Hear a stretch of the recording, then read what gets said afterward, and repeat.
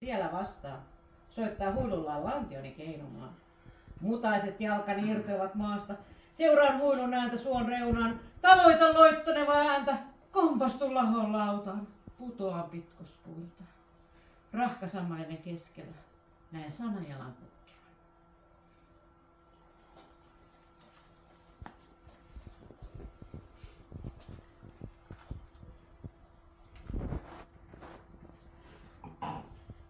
Punainen nainen haukkaa palan kuusta.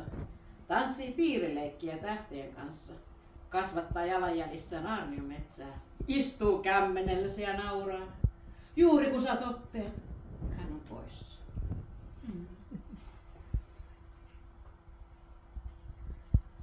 Kuunainen katsoo ikkunasta.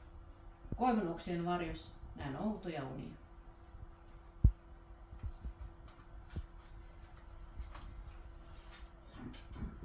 Vastaan tulijan katse aamuruuhkassa. Vieraat silmät soittavat duuria vatsan pohjassa.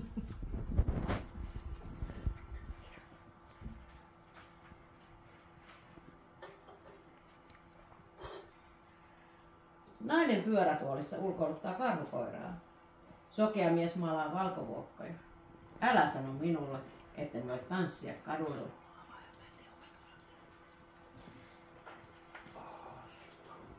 Elefantti piikkikoroissa tanssii kaselin askelin. Miksi sinä et tanssi?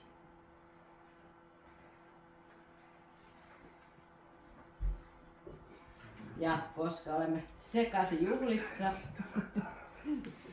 hännällä pyyhin tuoksuni kainalosta, jossa äsken lepasin.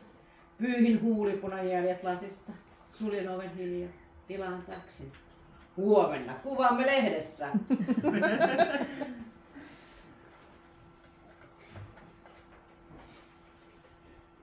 Eläinten vallankumous jatkuu vielä. Pitopöydästä pudonneilla muruilla ruokitaan pihalle jääneet.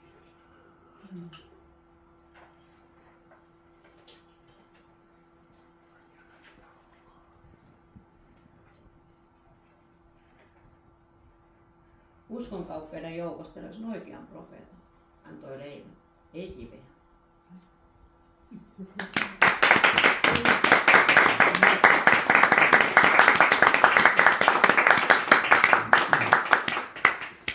Ja yleisön puolesta huolimatta vielä yksi.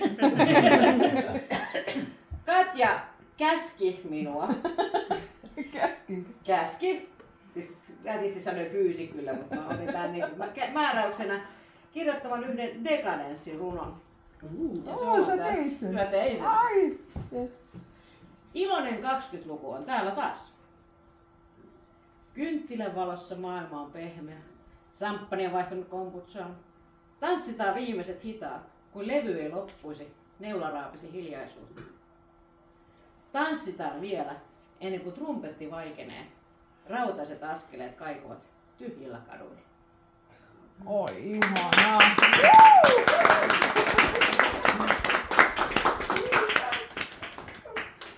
Aivan mahtavaa. Ja nyt voi vaan riisua tämmönen